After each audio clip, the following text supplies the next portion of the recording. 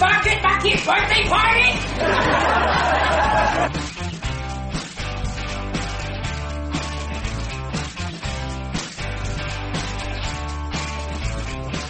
Then you got a freaking miracle. There you go. Welcome to the Abracadamn Podcast, and I'm your host, stand-up comedy magician, Danny Whitson. Like always, Abracadammits, I hope you're getting stuff done, son, meeting them goals. Yes. It has been a crazy week here at the Whitson Castle. Plumbing problems. Yeah, been dealing with plumbing issues, and God, that sucks. Yeah, because I absolutely have no plumbing skills at all. None. I mean, if something goes wrong in my house, if I can't tell it a joke or show a card trick, I'm screwed. So, but yeah, luckily, have a very skillful person over here working on it. So, dealing with the pipes. So, I apologize. I said I would be getting these episodes back on Fridays. Well, we're back on Saturday. Hopefully next week we get back on track on our regularly scheduled Fridays.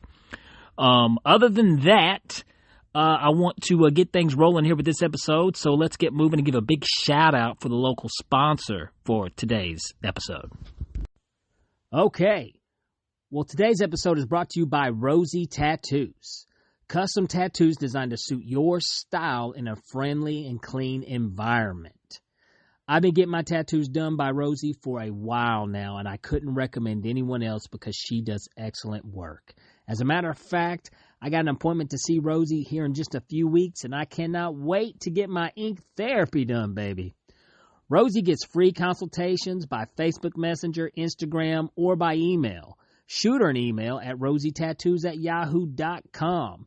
Give Rosie a call today at 865-281-3451, or go see Rosie at 5710 Kingston Pike, Knoxville, Tennessee. Get your ink therapy done. You know you want a tattoo. Go see Rosie Tattoos. All right, Abracadammits. Now, today's guest is a super cool dude. Wow, he does everything. He is a variety act rolled into one person.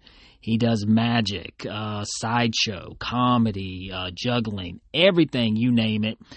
He's literally been everywhere. You may have seen him on Howard Stern show. You may have seen him on the Jay Leno show.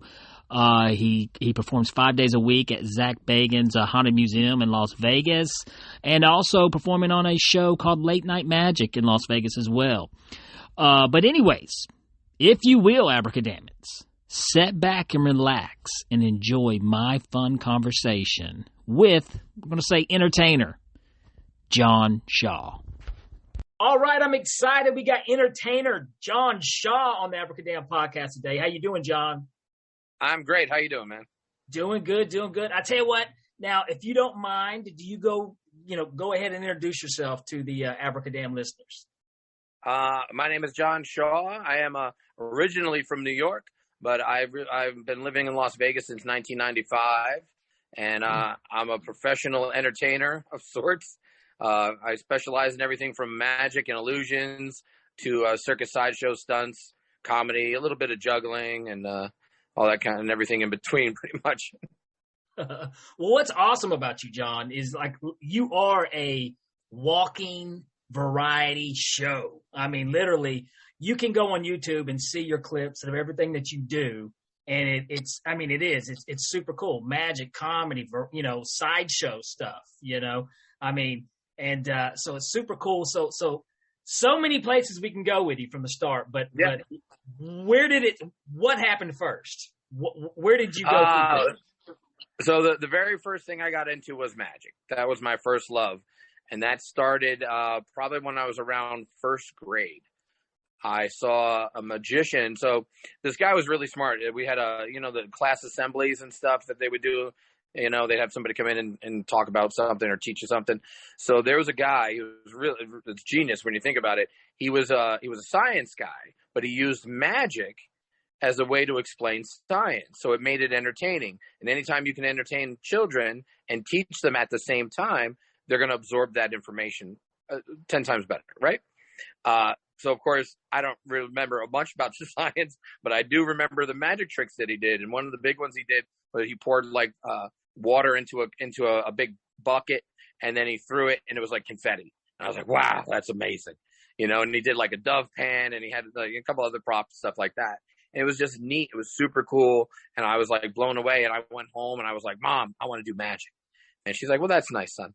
And, my dad had these 2 magic tricks, Marshall Brodeen stuff. He had a Svengali deck, which is for those of you guys who might not know, you can buy it at a local magic shop. It's a magic deck of cards, and it does all kinds of stuff. And he had a penetrating picture frame.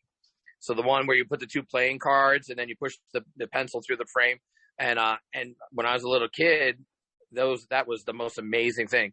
So when my parents weren't home, I would sneak into my parents' room, and he had those 2 tricks in his dresser drawer, and I would steal them out of his dresser drawer and go in my bedroom and play with the magic tricks and try to figure out how to do stuff.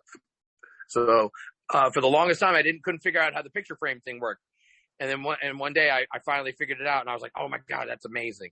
And I went and took a deck of cards that my parents had that they used for like, just playing cards at home. And I ruined every card because of course I'm like stabbing all the cards.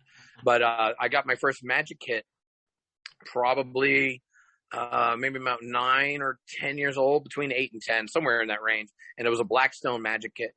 And I got it from a toy place called KB Toys, which was a popular toy place in New York.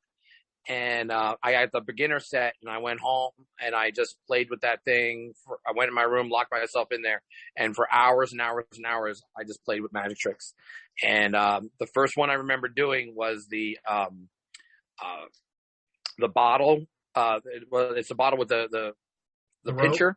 Yeah, it has a little rubber band. The one that has a rubber band, you're supposed to link it on and stuff. So that was the first one that I tried, and I'm reading the instructions, and it says you hook the rubber band onto the end of this thing, and I couldn't get it to work, and I was so frustrated. And then I was messing with it, and I messed it up, and it went bink, and it worked, and I'm like, oh, so I didn't understand the instructions. The instructions were terrible. But then I figured out, so then I started doing it, and then I was doing like cups and balls and like all kinds of different things. And then I bought the medium level set, and eventually the advanced set.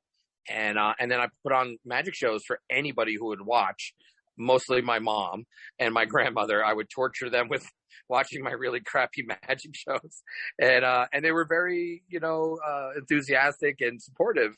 And they're like, well, we could see this, or we could see that. You should try that differently. And they were good though, but it was constructive criticism. And it taught me, and it hurt my feelings, but at the same time, I was like, oh, I got to get better. So then I went and practiced more and more and more and more. And then when I was a little bit older, I was in Cub Scouts and Webelos and Boy Scouts. I did all the scouting program stuff. And we had blue and gold dinners. For those of you guys who might not be familiar with scouting, at the end of the year, there's a big blue and gold dinner, and they give out awards and then all kinds of fun stuff. Well, they had a magician there, and he was catching the doves in midair and then putting them in the cage, and he had like rainbow ropes and he did all the different magic tricks and stuff. And I went up to him afterwards. I'm like, hey, I do magic too. And he's like, oh, really? I'm like, yeah, I got the Blackstone magic kits. I was all excited to tell him. And he was like, oh, well, that's nice. Meanwhile, it's like now I look back at him, like he's looking at me like, whatever, kid. But he played along. And I was like, listen, I really want to buy professional magic, but I don't know where to go. And he's like, okay. Well, and he gave me the phone number to a guy. His name was Stan Williams. I remember the guy to this day. He was the first professional magician I like that ever helped me. And he's like, this guy sells magic out of his house. I was like, ooh, that's fun. So I got the guy's phone number. I called him up and made an appointment to go over to his house. I told him I'm very beginner, don't know anything. I have Blackstone, I have plastic magic tricks basically. And he's like, okay, we'll come over and we'll see what you can do, and then we'll go from there. I was like, okay. So I went there. I remember going down into his house, going down the basement, and you could smell the mothballs and all that kind of stuff.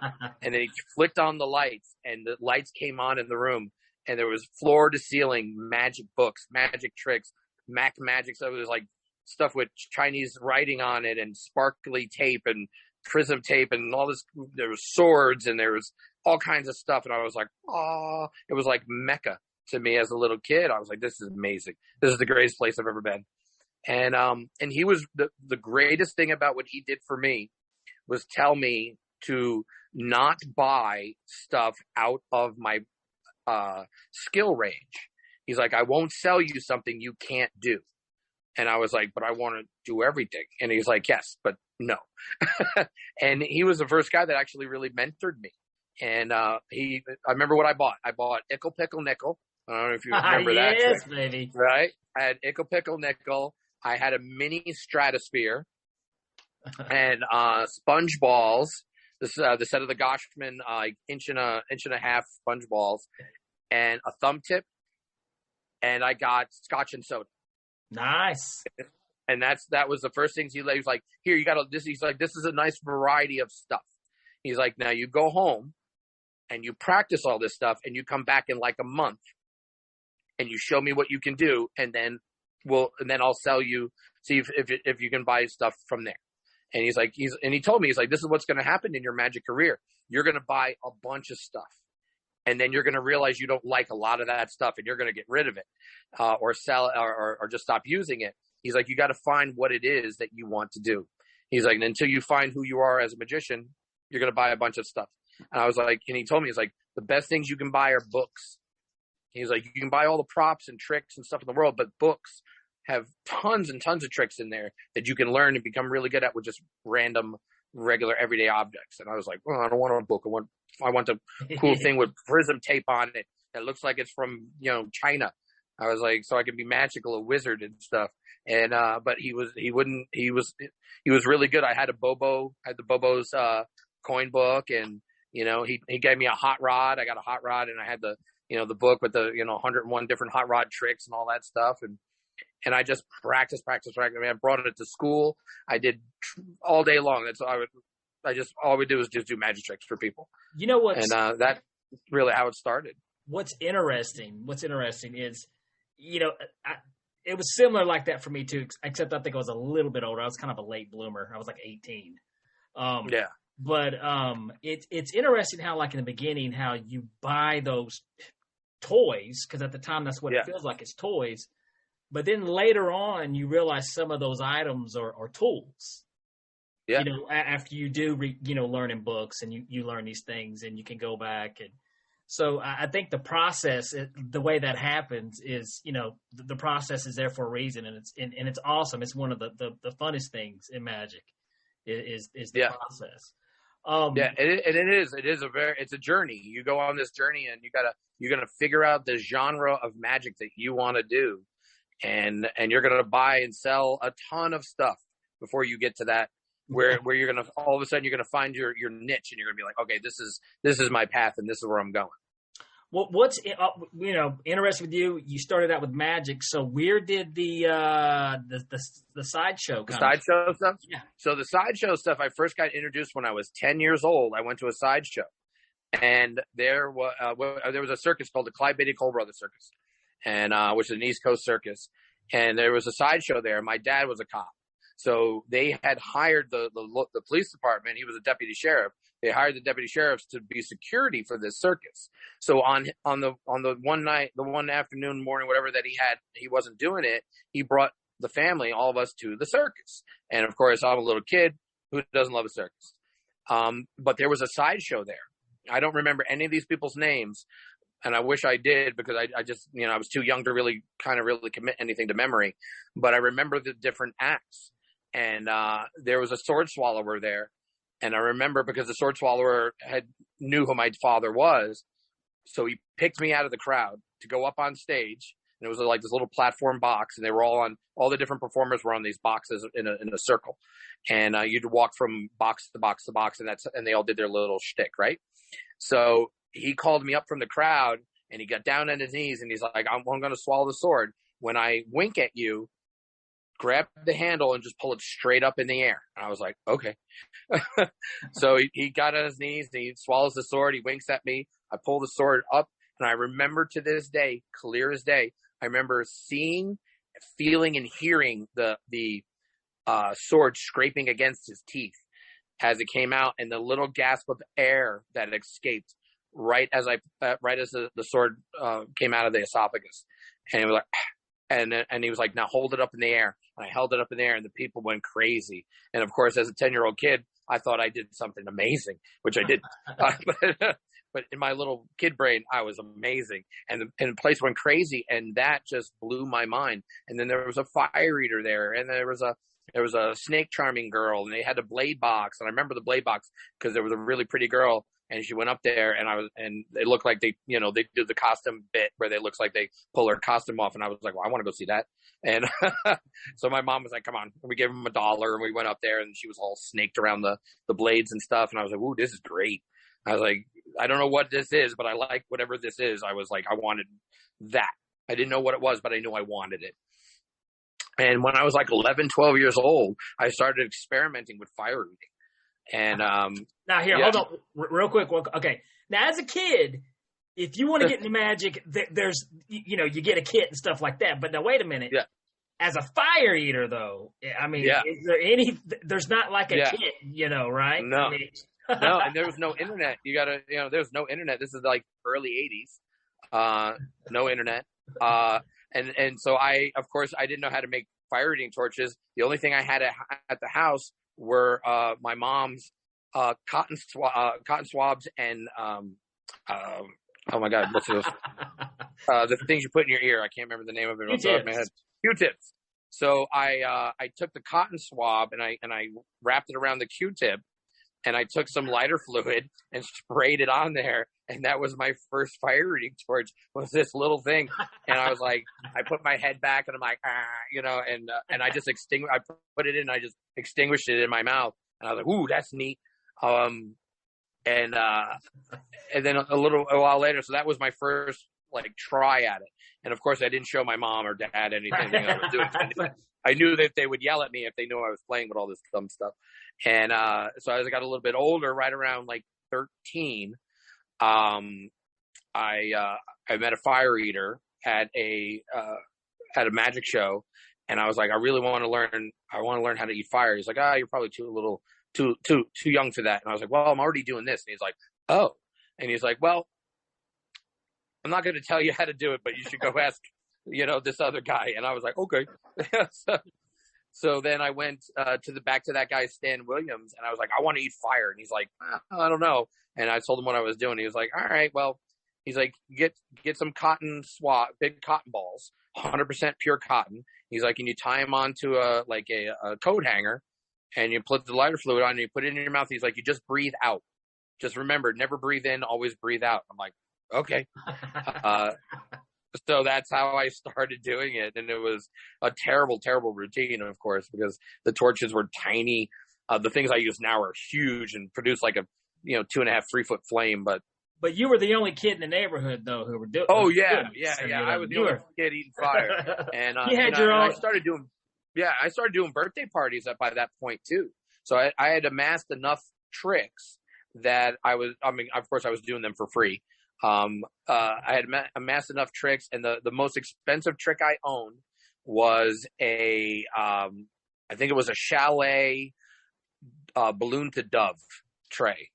Cool. And nice. Yeah, and that was, I remember it was $75, and my mom and dad bought it for me for Christmas, and I was just like, this is the most amazing thing in the world. And I'm like, at my best friend's younger sister had a birthday, and they hired me for free, of course. But I didn't care. I just wanted to do magic. And I went there and I did the magic thing. My dad built me like a magic table and stuff. And so I had shelves and I could put my little tricks on it and stuff.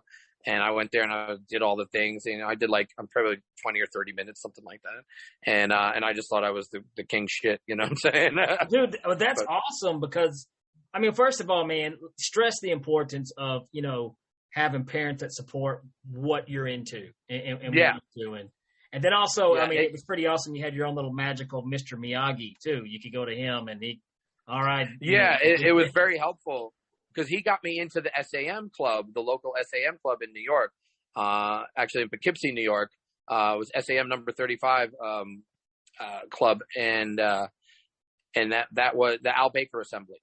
And that was the one that was the one that I belonged to. And there was a bunch of magicians there. And of course, I'm like this, little teenage, I'm like 12, 13 years old. And, my mom had to drive me to the thing that me and my mom, would sit in the back of the room and, wait for me to do this meeting and stuff. And then they would like teach tricks and they had lectures and stuff. And I was just enamored by all of it, of course. And, but he really helped me and steered me in the right direction so that I would learn what I wanted to do and stuff rather than just selling me a bunch of crap just to make money. And that was the great thing about him. And my parents, of course, being very supportive, my grandparents and stuff, by just watching me over and over and over again do all these magic stuff. And every time I got something new, they're like, go practice it a bunch before you show it to us so you get good at it. And then you show it to us and then we'll tell you what we see and what's good and what's bad. So, that it really helped me learn so much faster and also learn about constructive criticism and learn how to take criticism rather than, get mad at it, because a lot of magicians don't take criticism very well. And I've been hired to come in and help people tweak their shows, and then literally they'll pay me money to do it. And then I tell them what I see is wrong. And then they're like, no, I don't think that's right. I'm like, okay, then why am I here? Like, you're paying me money to be here. Why am I here if you don't want to listen to what I have to say? So, it's just, I always tell people, I don't give advice unless it's really wanted or you're paying me. One thing I learned, there's a magician named Joaquin Ayala, who's a very good friend of mine. And he even said, he's like, I very rarely will give advice to anybody, even friends, unless they're paying me. He's like, because nobody listens closer than when you're paying for something. That's true. And he was like, because you just throw out, maybe you should try it like this. They're like, oh yeah, whatever. You don't pay much attention to it. But if you're paying somebody a couple $100 an hour, you're going to listen to what they have to say. Yeah. And I think it's also important as a performer to get another set of eyes to look at your act. Oh, absolutely. When I met Jeff McBride around probably 86, 87. And I was completely, I had started doing magic with masks and stuff. I had no idea who Jeff was, but I started like exploring and expanding like the kind of magic that I wanted. Cause I was more of a rock and roll kid. Like I was a heavy metal guy, like Twisted Sister and Kiss and Alice Cooper. And I was like, fuck, I want to do magic like that. Like I want rock star magic. So I started experimenting with different weird like costumes and trying to take on like spooky guy look and all that kind of jazz, which eventually obviously has become my entire image. But I started doing that like when I was like 15, 16 years old. And I was like, man, I want to really explore like darker and creepier stuff. And, I met a guy at the SAM club who did bizarre magic, and I didn't know what that was. Oh. And it was all the storytelling. And he got up there and he had all these really cool props and stuff from Egypt and scrolls and voodoo dolls. And I'm like, what the hell is that? I'm like, this is amazing. And he, opened my mind and my brain to all kinds of other stuff. And I'm like, all these other things are possible. And I got really into bizarre magic. And that's kind of when Jeff McBride and I connected. Somebody was like, hey, you're doing stuff with masks. You got to see this guy. And they gave me a VHS tape of some of his show. And I was like, oh, my God, this guy's amazing. Well, I finally reached out to him and met him and stuff. And I was like, I'm doing stuff with masks, too. I thought I was being all cool. And he was not very happy about that. Because he was like, well, this is really my thing. And I'm like, yeah, no, I want to do like you're doing. He's like, no, you have to do your own thing. And Jeff was really good like that because he was another guy, like, because I started copying him, like, verbatim. Like, I was doing all the stupid mask tricks after I saw it, and I thought it was really cool, and I showed him, and he's like, why are you doing my act? And I'm like, but because it's cool. He's like, no, that's not what you do. And this is before the very first mystery school ever existed. And then he said, I'm putting together this thing called Mystery School with a guy named Eugene Berger and Bob Neal and all these people. And I'm like, what's that? And he's like, well, it's this whole thing with like, exploring the history of magic and the mystical side of magic. I'm like, ooh, that sounds fun. And so I was part of the original mystery schools that took place in upstate New York. I'm trying to remember the name of the town. I can't remember the name of it off the top of my head, but I remember the name of the place. It's called the Nanda Ashram. was where it was first held. Super cool. And I was the very first, because I was, broke kid. I didn't have any money. And I was the very first person to ever get a mystery school scholarship for mystery school. And I had to work the entire thing and then do the classes. So, I was running around, being the gopher for him and everybody else that needed anything. And set up the magic room and set up this and set up that. But I just didn't care. I just wanted to do it and I wanted to learn, and I didn't care what I had to do to get to that. And, a lot of people, they don't understand. You got to put in, a lot of people want to be YouTube stars, and that's great. You could be Facebook stars. You could be YouTube stars, Instagram stars. There's all different kinds of magic now. Some of my closest friends, like Rick Lax and all those guys, are killing it online, making a boatload of money. And all these people that sit there and go online and hate them, and like every time you comment how much you hate them, you're literally making them more money. By the way, that's how it works. It's the interaction. It doesn't matter what it says. But there's, but you got to be willing to do whatever it is. If you want something bad enough, you got to be willing to do it for free and just do it and get out there and just do as many shows as you can. And that's the only way you're going to get better. You're never going to get better just sitting in your room. You have to do it for people. You have to perform for people. Well, this is something I want to, because first of all, it kind of, I guess in some ways you just met Jeff McBride by chance, correct? I mean, it was. Well, he was friends. He was friends. One of my friends went to Tanit's Magic Camp, and Jeff was there.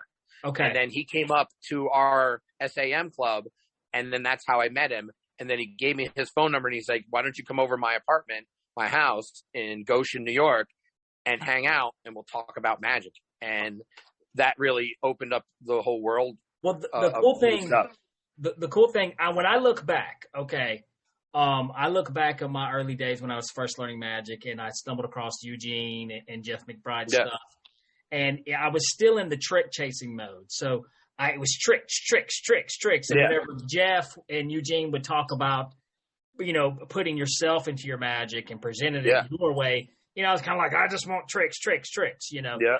But now I go back and I look at what they were teaching, and I'm thinking, man, that was brilliant. That was so valuable information right there.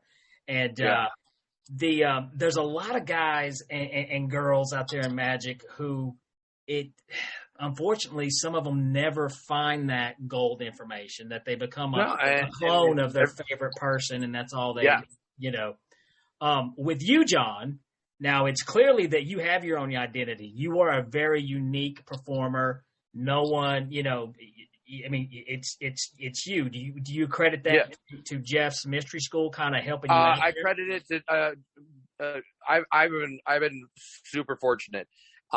Because of Jeff, I've had great people in my life that helped mold me into what I've become now. And it took a while. It didn't happen overnight. It took years.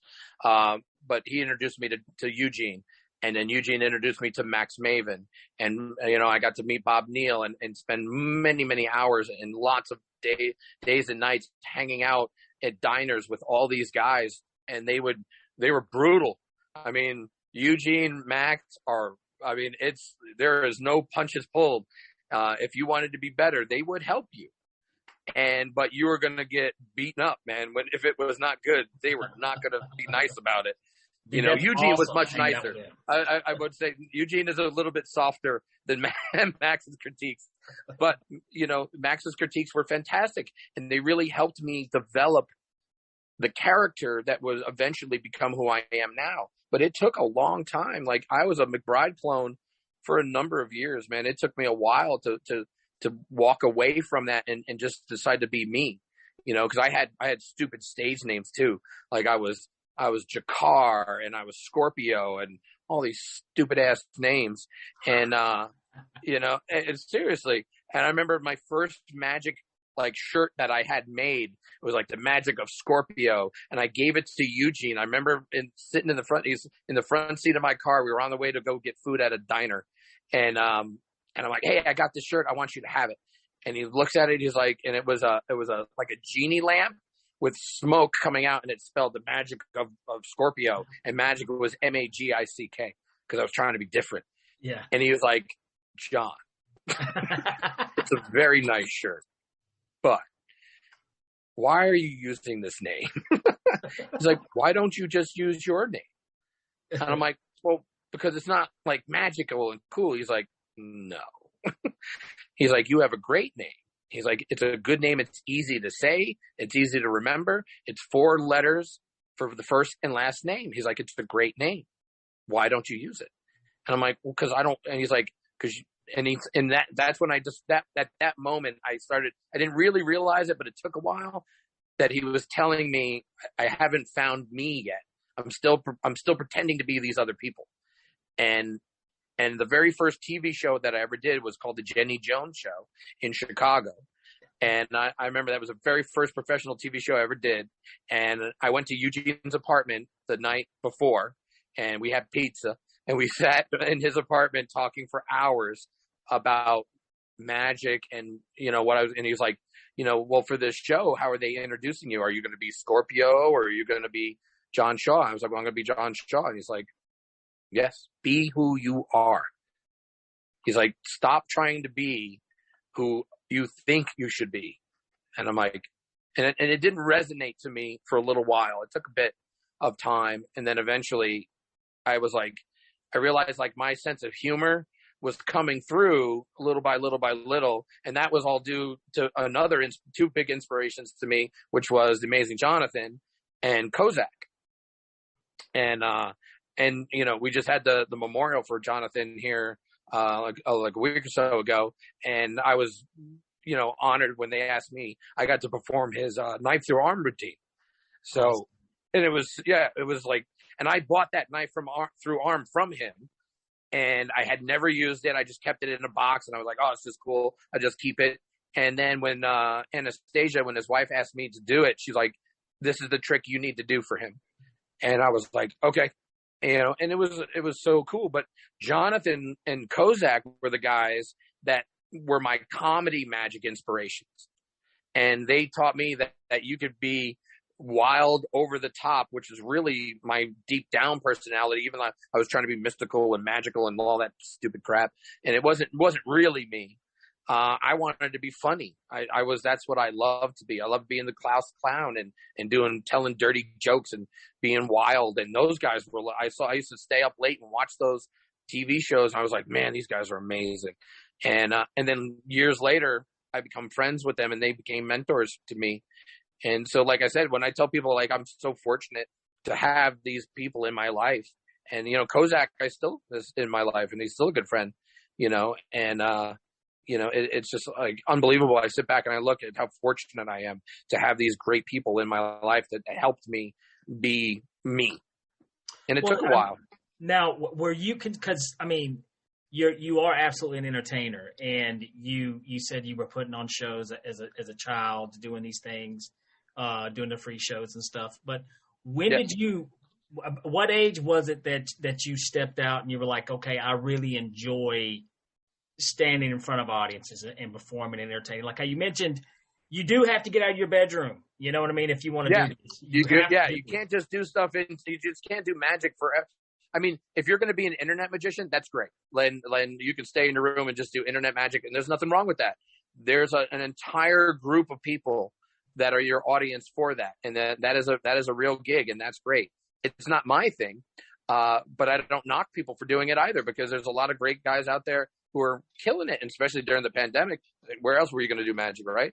So, there's nothing wrong with that kind of stuff. And a lot of magicians are pushing back against these guys. And I'm like, it's just different. We're old, and we just don't like it because we don't understand it. But that's really what it is. We don't understand. I'm like, it's like, it's not my thing, but I get it. Like, I'm like, no, I wish I could do that. I tried it. I'm just not good at it. I like doing stuff on a stage with lights and, pretty girls. I'm addicted to that audience, and that energy in a room full of human beings. You can't beat that. That's just... I was 15 when I got my very first paid professional show. I made $25. I remember it to this day. And, it was my friend's dad, my father's friend. I'm sorry. my father's friend who worked on the police department, and they were having a birthday party for this kid, and they were like, hey, would you come and do the thing? We'll give you $25. I'm like, yeah, great, no problem. I came there and I did like 45 minutes worth of stuff. I was like going crazy, but I didn't care. But the guy, as a gift, the guy bought me my very first lavalier mic, which was a Radio Shack crappy microphone. But to me, it was amazing. You know, I had a wireless microphone that I could clip to my, you know, my lapel or whatever.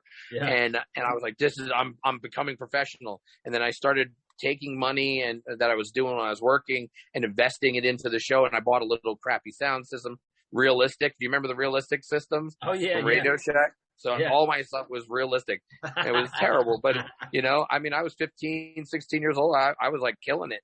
And, I remember the first time that I discovered being an a-hole to people was funny.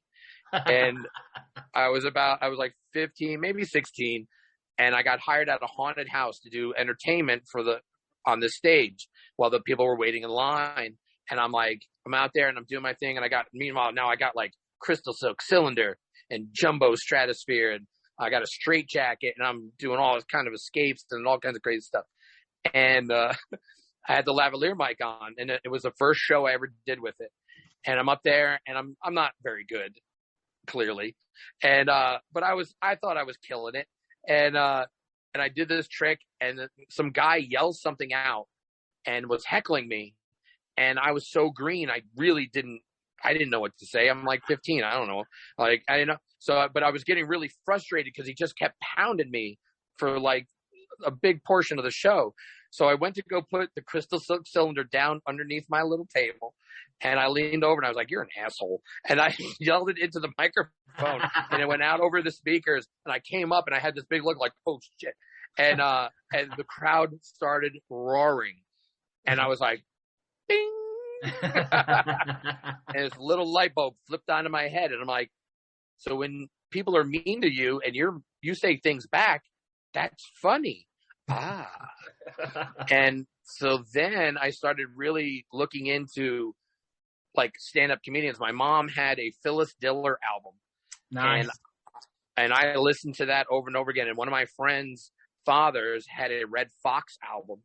And that's where I learned a whole lot of things. Yes. I learned a whole lot of stuff on that album. I didn't know what he was talking about, but people were laughing. So I was like, I just started mimicking what he did. And I was like, well, if I say this, and I started saying stuff like that around adults, they would laugh. I'm like, oh, this is something. This is something. I don't know what it is, but it's something. And that, you know, fueled my passion. Then of course I discovered Richard Pryor and Eddie Murphy and, you know, all these other guys. And I discovered Mel Brooks and the History of the World Part 1. And, you know, I started like Porky's and all this stuff. And I was like, I started absorbing all this dirty comedy. And I was like, I don't know. I wasn't really 100% sure what it was I was talking about, but I knew people laughed when I talked about it. So that was my start.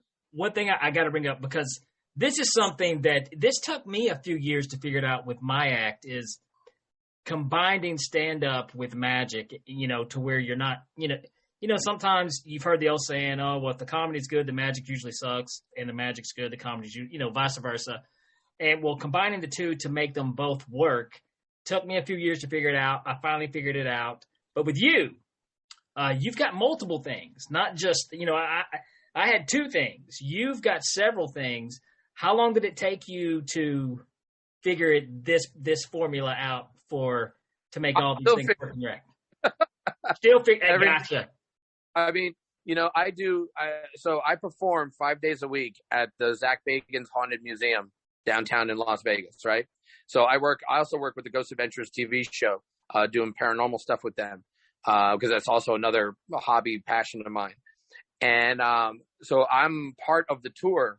So the tour is like 2 hours, and I'm in the circus sideshow section. He's got all this great, like P.T. Barnum stuff and antique circus stuff, and there's a whole section where he has like freak show stuff. And so that's where I am. And I mean, I'm doing, you know, up to 30, 40 shows a day. in this place. Wow. 30 to 40 a day. So the shows are only 10 minutes long. Okay. But I'm doing 30 to 40 a day. Well, still. And I am pounding away at working. Like every time a group comes in, I change stuff a little bit here, a little bit there, a little bit here, just inflections, adding like a weird hand or a weird face, tilting my head back, forward, left, right, trying to figure out what works best. And I do this I have 5 days a week. I experiment every single show, every single day. I never stop trying to find the way. Now, some things I've nailed down and I'm like, okay, bam, these are winners every time. Boom, boom, boom, boom, boom, boom. And then there's some things where I'm like, I try new stuff.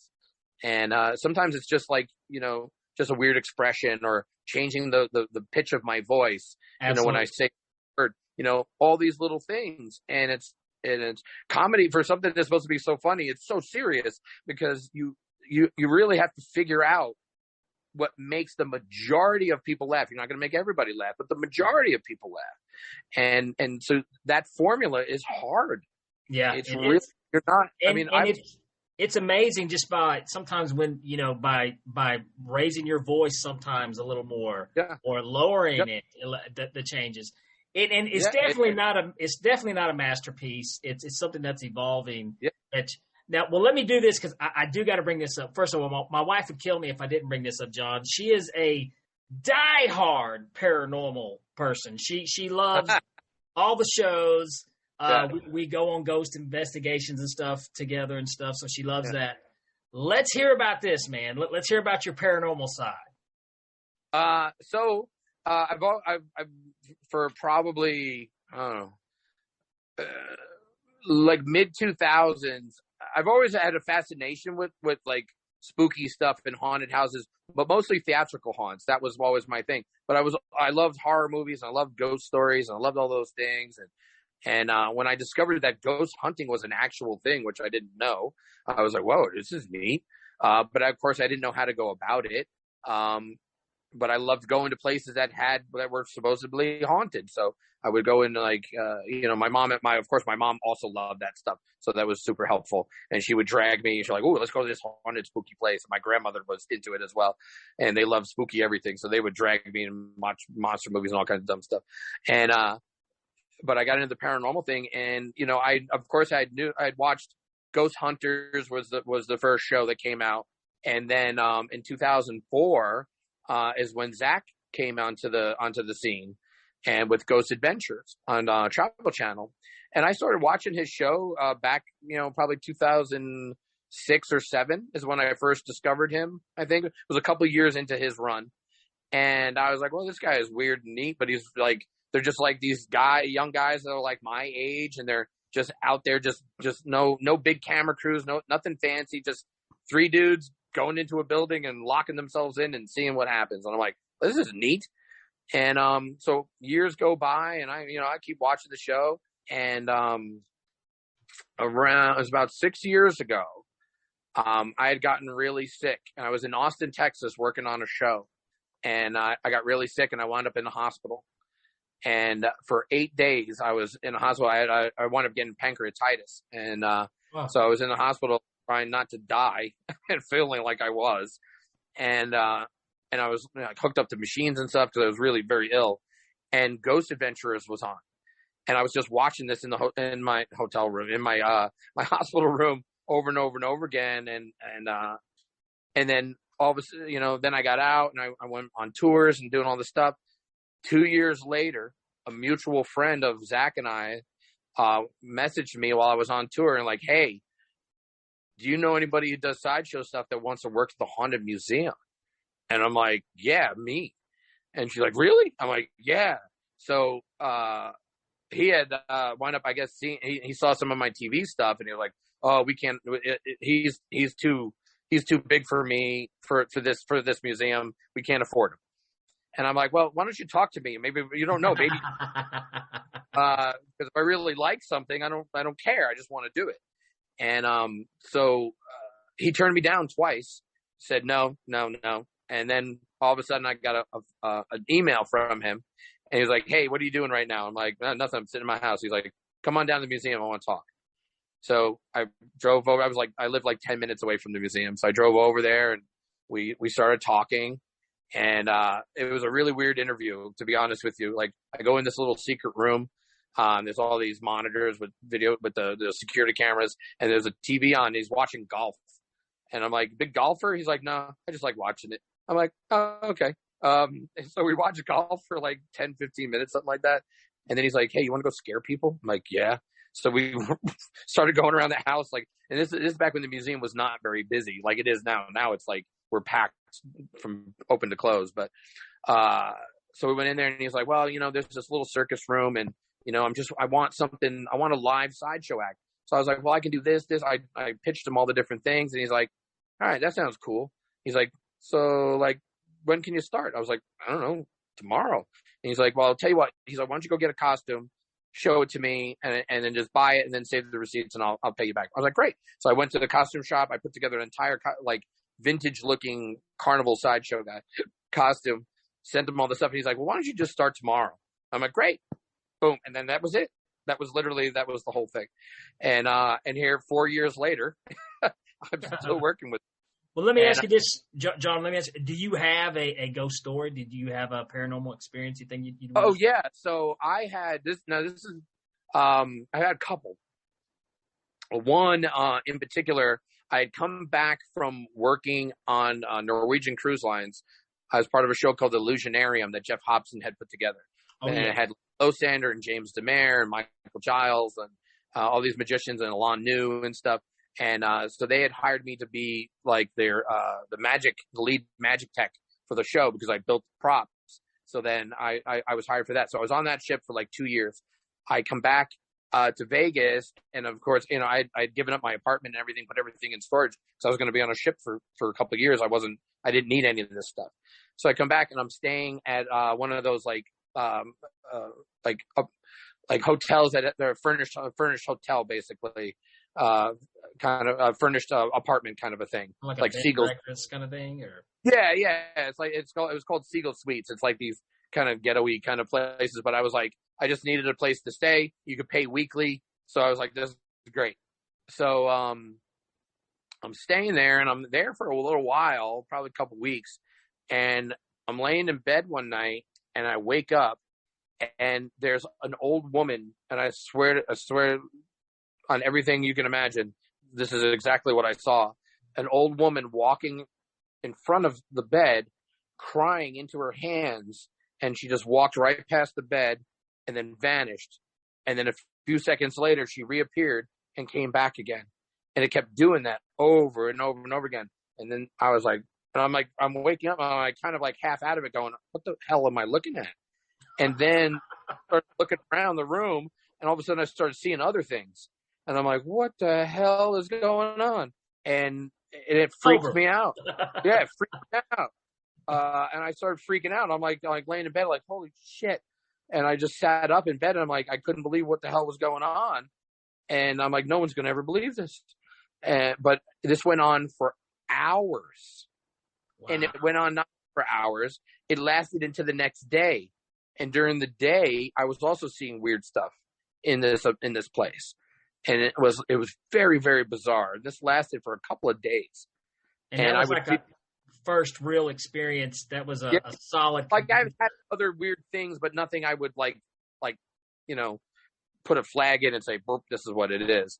I had a weird experience when my grandmother had died. I went to the hospital. We knew she was going to be dying soon because she was very sick with cancer and everything. And I said goodbye to her. I was like, hey, I have a show tonight. I'm going to come back tomorrow. She's like, okay. So I went home. I was getting changed, ready to go do the show. It was like I was at a nightclub, and I was getting ready to do the show, and my phone rang in my room. You got to understand, this is also back in the day when caller ID was a thing, and it was on a fax machine. Yeah. So that gives you an idea of what was going on at that time period, right? So I was in the bathroom. I run down the hall to go into my room where the phone was, and it was all zeros. And I was like, well, that's weird. And it rang like once, and that was it. And then it stopped. And I was like, huh. I picked it up, just dialed tone. I'm like, oh, whatever. Put it down. A few seconds later, the phone rings again. And I picked it up, and it was my sister. And she was like, we're at the hospital. Nan just died. And I was like, and I didn't even put the whole thing before, didn't even put that fell out of my brain completely as soon as I was told she died. So I had to go do a show that night, by the way, and pretend to be happy and funny, because that's your job. And it wasn't until probably a few days later I processed what was going on. And I'm like, it was really weird. And I said it to my mom. I'm like, this happened. And she's like, really? I'm like, yeah, it's weird. Like, that doesn't make any sense. But then as I got more into the paranormal stuff and like researching it, there's reports of things where stuff reaches out and can influence electronic stuff, and, trying to like just boom, like this, a blast of energy. Because we know scientifically, energy does not go away. That's true. It doesn't just vanish.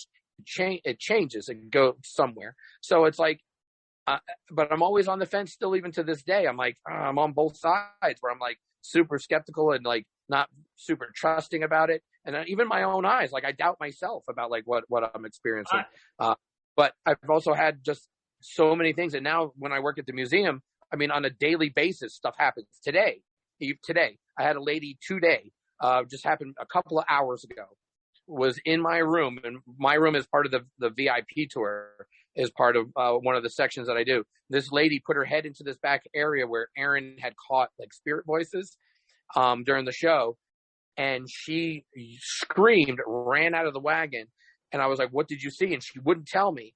And I was like, tell me, what did you see? And she's like, she had her head in the window, and a man's face came up from underneath the window and came towards her face, like that, towards her face.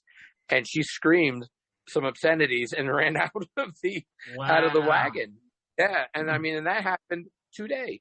I'm with you. Happened. I'm with you on the. I've had some experience. Now I do believe in the. There's something. Let me just say that there's something going on. I don't know what it is. Or being real, than it not being real. But then I flip flop around sometimes. So, but I'm a skeptic too. I mean, I don't believe everything. Everything that comes my way. A lot of times I will shoot it down. It annoys the hell out of Antoinette, my wife. She's like, "What do you mean?" Yeah. But photos are my most hated things in the world. Yeah. Well, one thing that turns me off, and you see a lot of these videos of this, is like when they show the stuff of the poltergeist where the cabinets are flying open and things are flying off the tables. You and me both know how easily that can be faked. Yeah. Exactly. And I see that, and I'm like, I could totally do that. Like, give me 10 minutes, we can make a video.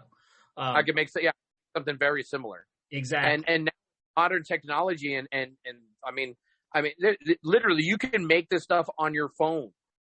Like, you can make a spirit photo or a spirit video on your phone and make it look like it's a security camera footage. Like, that's the problem.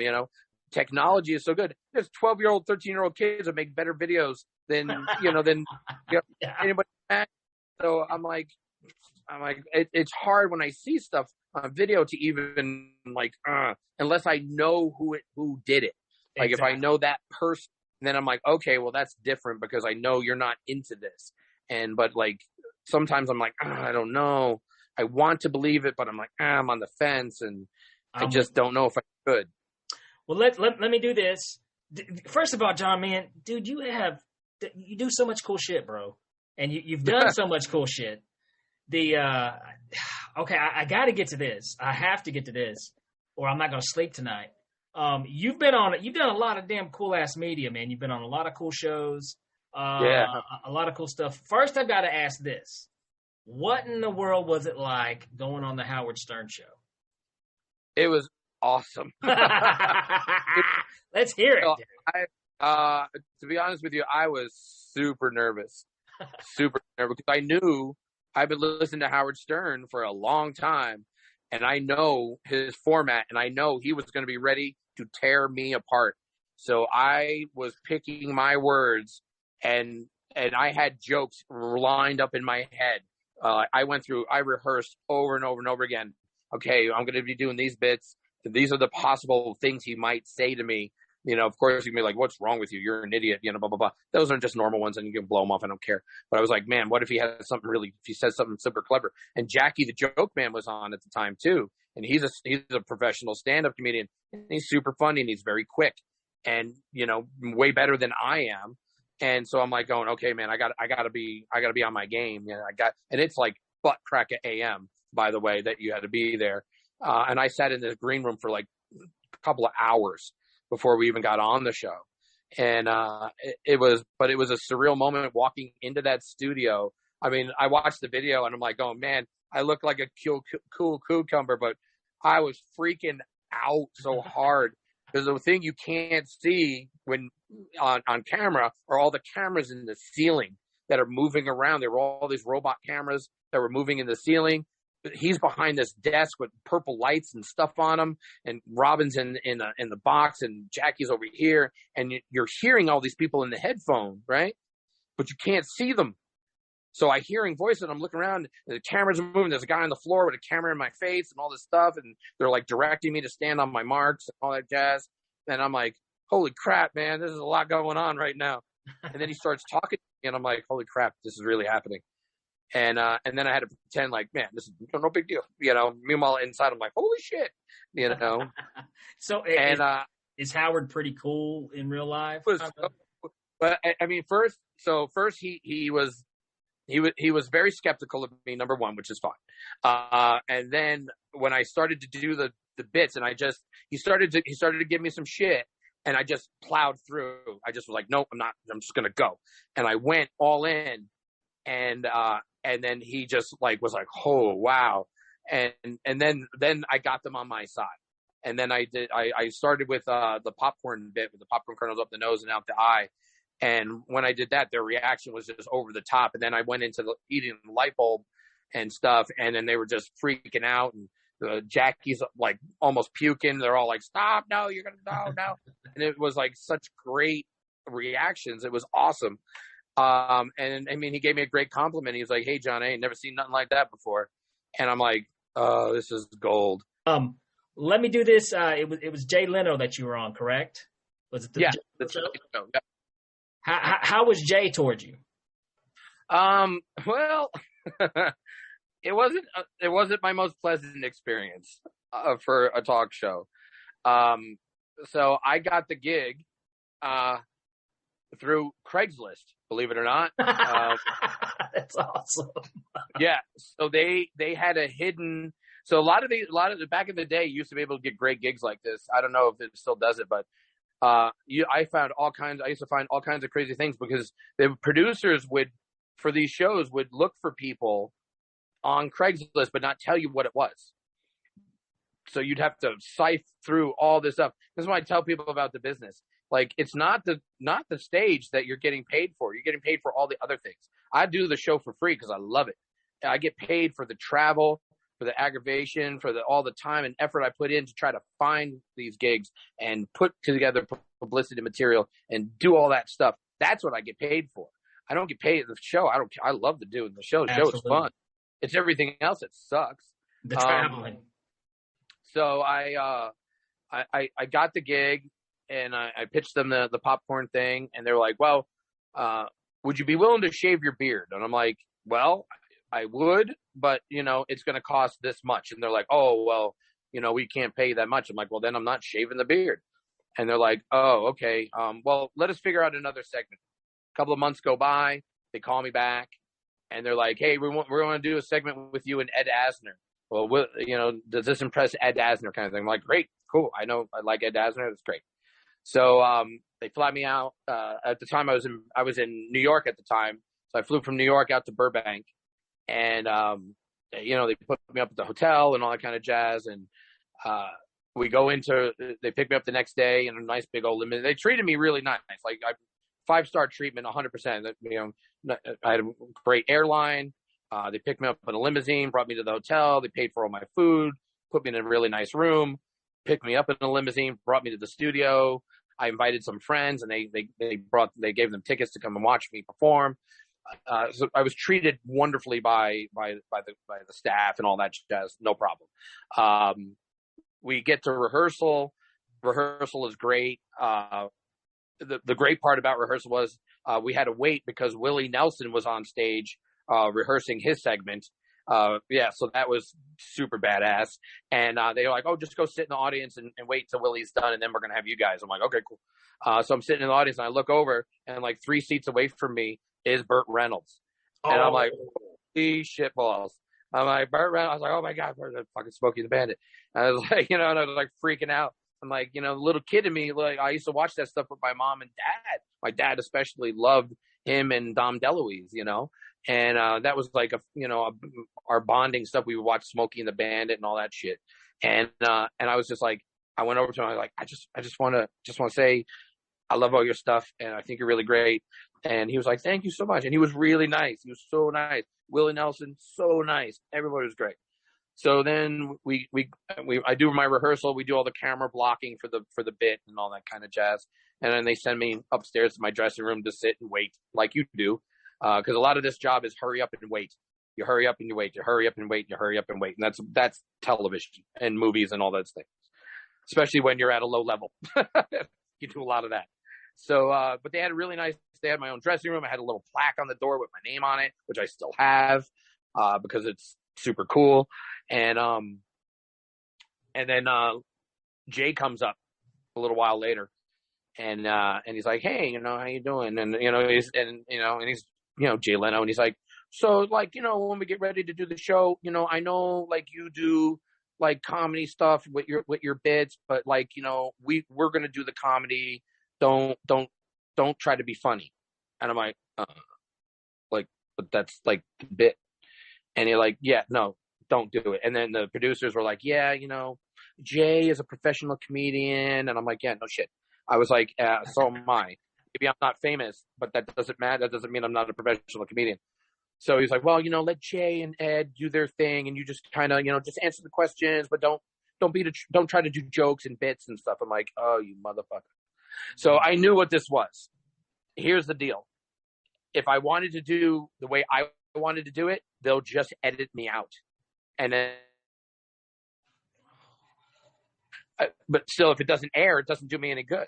So it was one of those moments where I had to make a conscious decision. Do I do my material and stay true to my act?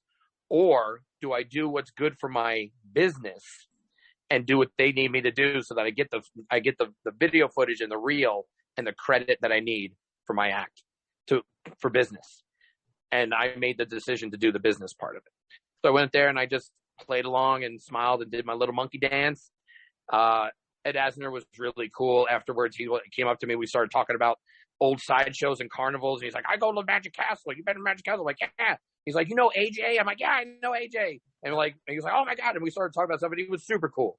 And then Tom Selleck came out of the back, and he was like, I just watched your thing. He was like, oh my God. He was like, it's really crazy. He's like, I watched what you did. I didn't know if I should like it, but I did like it. And I don't know how I feel about that. I like you. He's like, yeah. He's like, it was just crazy. And then Carlos Mencia was also on the show as well, and he came up to me and he was like, oh my God, man, I saw you did it. Like, that was so funny. So it was like all these little moments backstage where all these like big famous people were coming up to me, and I was like, this is amazing. I was like, awesome. and yeah, it was just such a great experience overall. The fact that I couldn't just be me, that was the only part I wasn't super thrilled with, but it's part of the job. Like, you're not always going to be able to do what you want, especially when you don't have the clout to do that. And I understand it's called show business. So it's not always about the show. Sometimes it's about the business. And you have to make decisions. It's awesome, dude. You did get a hell of a credit, too. So, yeah. And I mean, absolutely. And it looked fine. And people were like, oh, my God, you were on The Tonight Show. And that's all they hear that. Like, oh, really? Okay. That's badass, John. That is, dude. That's badass. I mean, dude, you got an impressive ass resume, especially when it comes to credits. You do. And not too many people can say they were on the Howard Stern show. That is freaking badass. But let's do this. Go ahead. He got me on Ripley's Believe It or Not. This is a thing a lot of people don't know.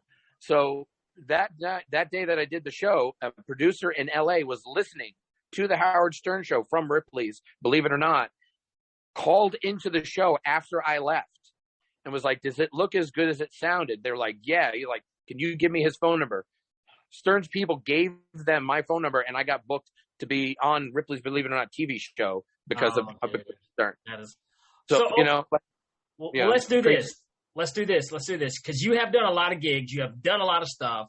We ask every entertainer on the Abracadamn podcast to tell a hell gig story. Let's hear it now. So this was, I don't remember what year it was. I want to say probably early 90s, 92, maybe 93. I've never forgotten this one because I learned a valuable lesson that day. I was doing this big magic and illusion show for this. I don't know if it was like a school or it was like a summer camp kind of a thing, something like that. And there was a big auditorium, and I brought all my stuff. I'm like, down, I'm going to be a super magic guy. And I'm getting all my stuff, and I had snakes and I had all kinds of crazy crap, right? I'm setting up all my stuff, and all the kids are in the bleachers. And right before they introduced me, they're like, coming up next, John Shaw and his magic show. But first, everybody, food's ready outside. And they literally wiped the entire audience away on me. And I'm left standing there like a friggin' idiot with all this stuff and like 3 kids watching the show. And I looked at them and I'm like, what the hell did you just do? And they're like, oh, well, can't you just do the show? I'm like, yeah, to who? There's nobody here. I can't compete with Sloppy Joes. Exactly. You know? They're like, well, they're going to come back. I'm like, awesome. And so I waited like a half an hour, and then they got the kids to trickle back in, and then I started the show, and we finished. But it was like that was that moment I learned: never compete against food. Either always go on before the food. Always go on before the food. Don't ever perform during food because nobody gives a shit. No matter how great a magician you are, you could be David Copperfield producing the Statue of Liberty in the middle of the friggin' ocean, and if there's free pizza, nobody cares about your friggin' magic trick. There's nothing worse than you ask somebody a question, they got a mouthful of chicken, you're just like, yeah, this is my god, this is not gonna work. But I've had some other beauties where, like, I was my first real big show here in Vegas was at the Excalibur, and they had this free stage upstairs, and I was doing 4 shows a day, 6 days a week. Which, man, you get really good at magic when you do it that much. I can tell you that. And I was doing I had fire eating, all kinds of stuff in the show.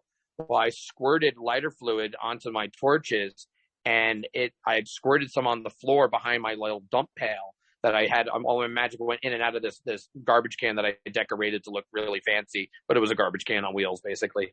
And but it held all my props, and I didn't really pay attention, and so I had the material stapled to the box, right, so that it hung down. And I went to go do something. I slipped on the lighter fluid and went and grabbed the edge of the box, and my fingers went right into those staples, and it punctured all of my entire hand, punctured every finger that I had. And I pulled my fingers back off of the staples, and I just see the blood running down my hand. And I'm like going, I still had 20 minutes to go. And I had to finish the show, and I kept wet. Luckily I had black costume, so I would just wipe the blood on my costume and just did so I was doing like silk magic. There's blood stains all over the silk. It was so bad, but that was another one that was really good.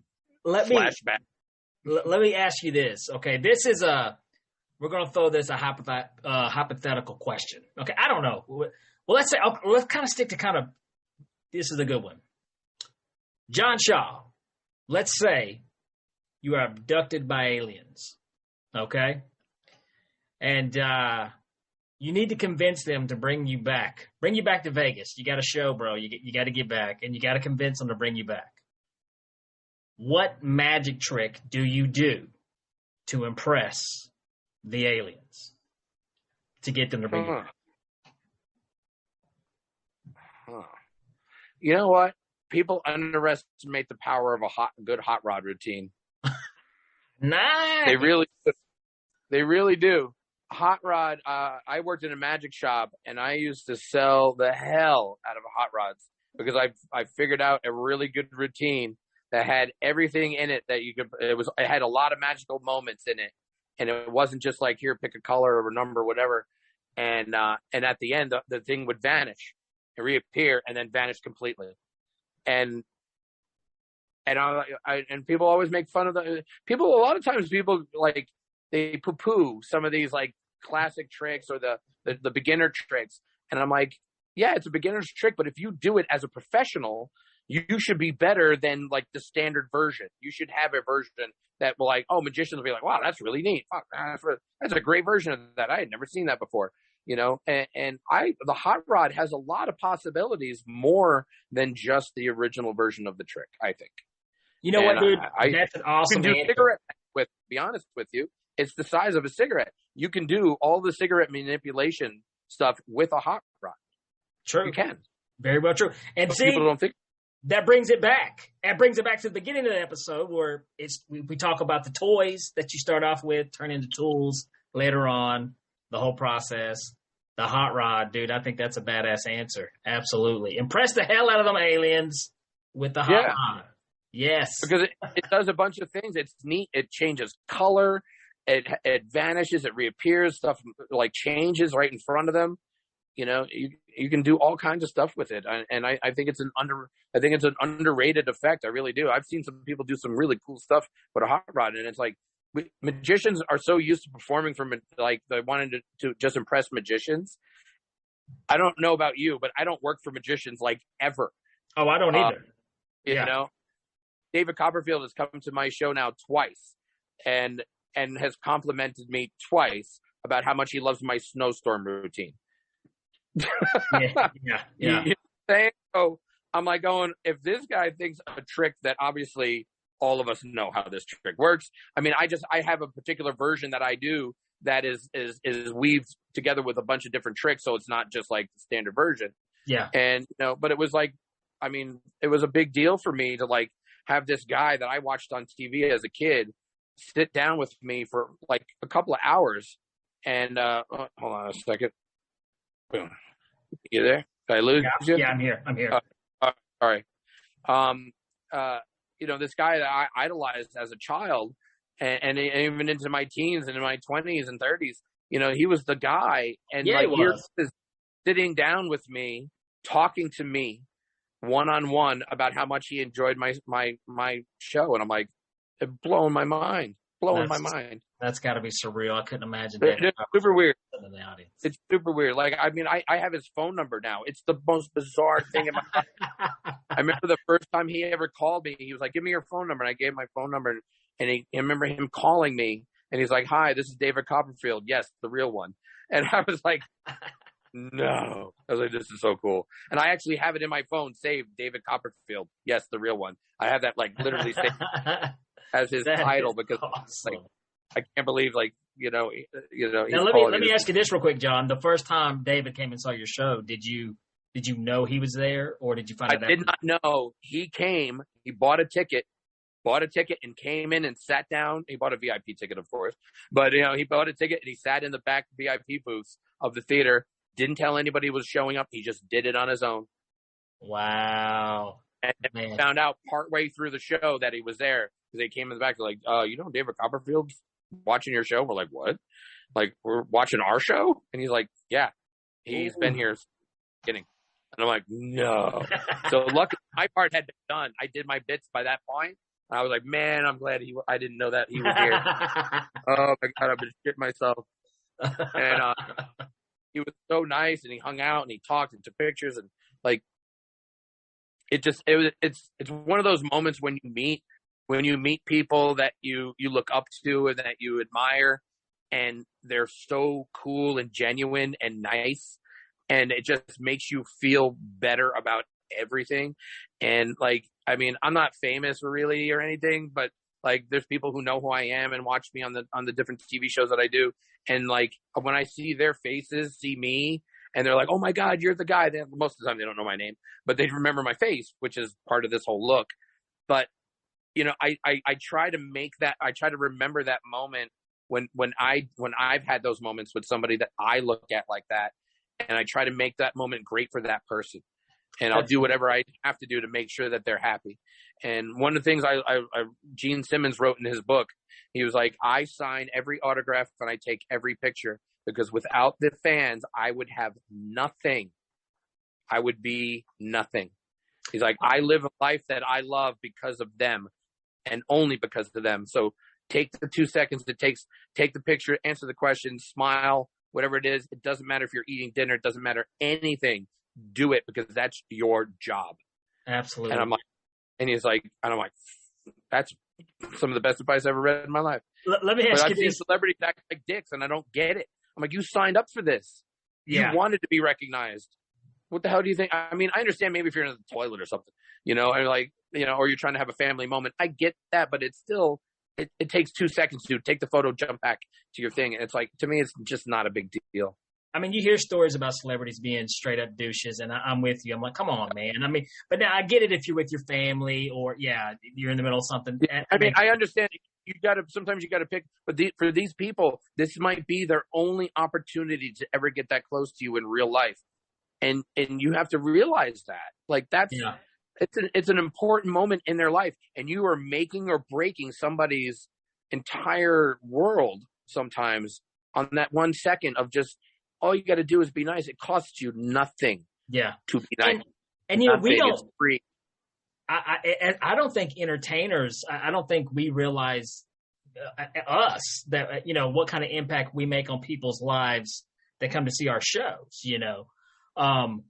I always feel it doesn't happen all the time, but every now and then after the show, somebody will want me to, can I get your autograph? And I always feel like a freaking dork when they do, because I'm like, but, and I thought, well, you got to say something, so I try to keep it magical. God, that's so dumb, Danny Whitson, but that I don't think I'll ever get used to that, but but I do it. They ask for it, and I'm thinking, this is ridiculous. I'm literally, a nobody, but here you go, So, but for a big time celebrity, I don't think that, but you definitely got those douchebags out there that. Oh yeah.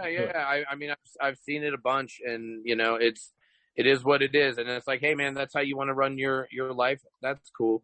But, for me, it's like, I mean, I'm so appreciative anybody cares enough about what I did that they want a picture of me. Like, I mean, me, I'm like, they just want a picture with me just because they were like, oh my God, what you did impacted me so much that I want to save this moment. And I tell people all the time, and it costs nothing to be nice to somebody. It really doesn't. Sometimes I'm out on a date or something like that. People will come up and be like, oh my God, I saw you at the museum. I saw you on Ghost Ventures or Pawn Stars or whatever, and they're just like, I just wanted to say, hey, and can I get a picture? I'm like, yeah, absolutely.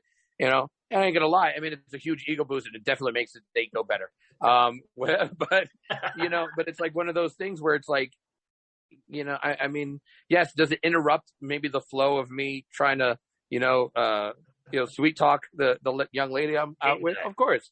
But at the same time, it's like that person had to get up the balls to come over to you, interrupt you in the middle of your life, just because they just wanted to get close to you and take a photo. And it takes the amount of time it would for me to tell them, no, I'm not really interested. I'm in the middle of something. I could have just done it already. It's the same amount of time that it takes to do those things. It's the same amount of time. I don't understand. I'm grateful. You also built, you kind of, you take care of your fan base. You know what I mean? I mean, that person will come back and I'm grateful anybody cares enough about me to do that kind of a thing. I'm like, oh, really? That's cool. Well, some schmuck tells dick jokes and puts jewels in my nose.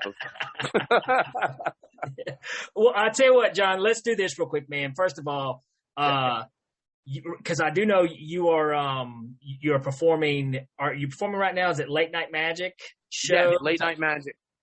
Yeah. Okay. So we're every Friday and Saturday night at the Alexis Park Resort here in Las Vegas. The show's at 11 o'clock, and it's an adults-only magic comedy variety show kind of thing. It's 18 and over, that kind of a thing.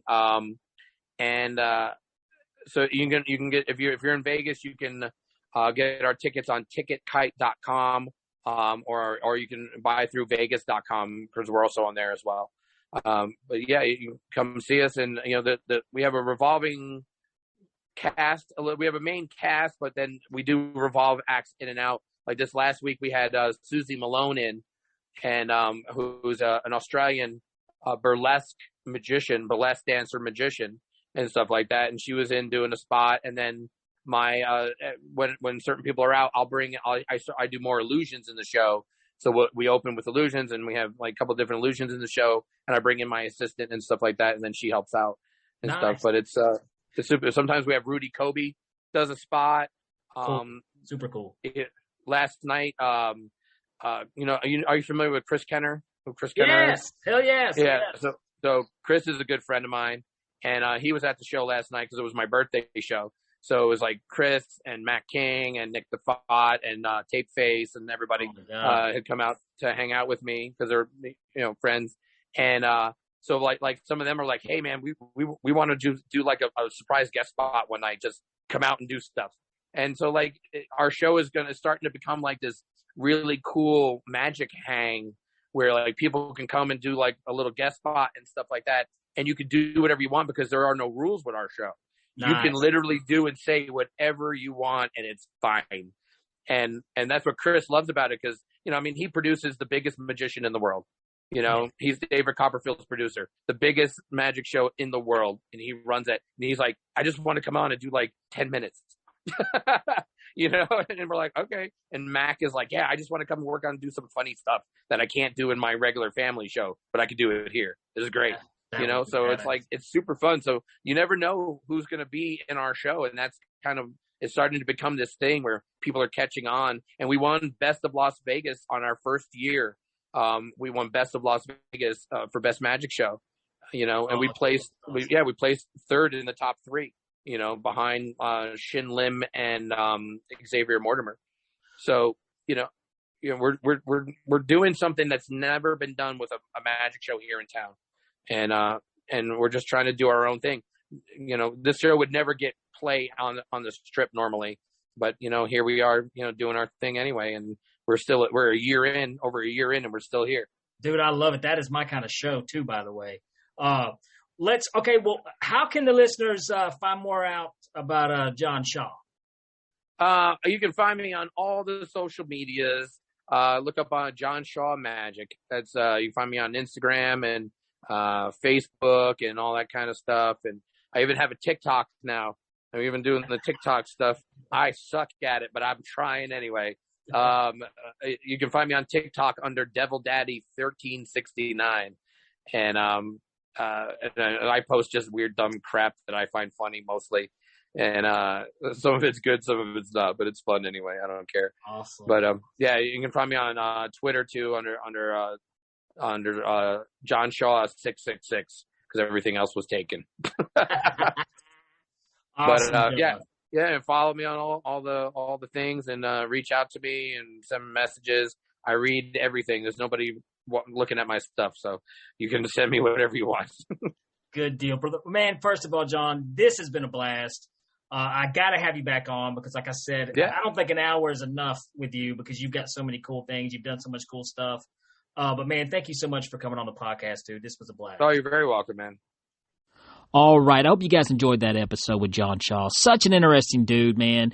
He has literally done it all. He has been everywhere. So many cool stories. I could probably talk with that guy for another hour. So much cool stuff. If you guys have not done so yet, be sure to like, subscribe, follow the Abracadamn podcast on whatever platform it is you use. If you feel jumpy, be sure to jump over to Instagram and give me a follow at Super Magic Boy on Instagram. I post a lot of upcoming shows where I'm going to be as well. Also, let me give a quick show date announcement. April 30th. Johnson City, Tennessee, I'm going to be at the Wallace Theater along with my funny friend, Shelly Belly, a.k.a. Michelle Ryder from Netflix, The Circle. We're both going to be co-headlining that show, and it's going to be a blast. So if you guys are in the Johnson City, Tennessee area, be sure to pick up those tickets now because they are going fast at thewallacetheater.com. Also, let's say this. Texas, thank you for listening. I see you. And like always, Abracadammits, thank y'all for listening. Yeah, awesome.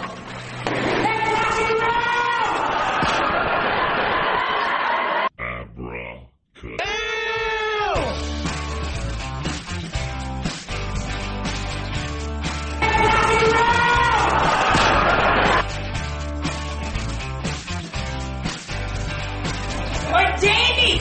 Will you please stop drinking vodka at my kid's birthday party?